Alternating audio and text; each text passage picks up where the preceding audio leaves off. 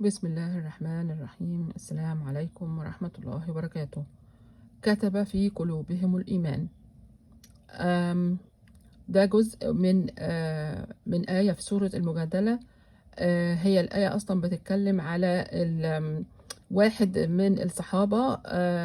لما حصل الرسول عليه الصلاة والسلام كان هيروح مكة، فكان عايز له أهل هناك، فكان عايز يبعت يقول لهم علشان يعني أهله اللي هناك ما حدش يأذيهم.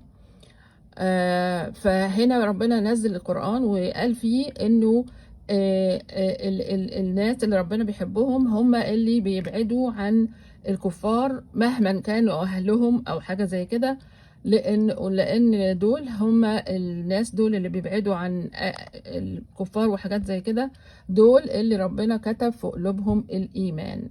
يعني معنى كده إيه؟ يعني بمعنى كده ان ربنا سبحانه وتعالى طبعا هو اللي خلق القلوب اصلا، فلما يكتب عندهم ويديهم الجزاء بتاعهم ان هو خلاص حط في قلبهم الايمان.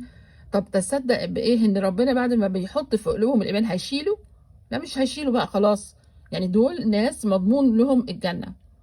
يعني ربنا ضامن وقايل اهو، كتب كتب في قلوبهم الايمان. يعني مش مثلا قال لهم والله لو سمحتوا خليكم مؤمنين، لا لا لا، ده كتب. معنى كده ان هم طبعا لانهم هيقوموا بتضحية كبيرة، وهيسيبوا اهاليهم وهيسيبوا كل حاجة وبيوتهم، فجزائهم كان هو ده الجزاء، واخرته بالتأكيد هي الجنة. وربنا يوعدنا معاهم جميعا.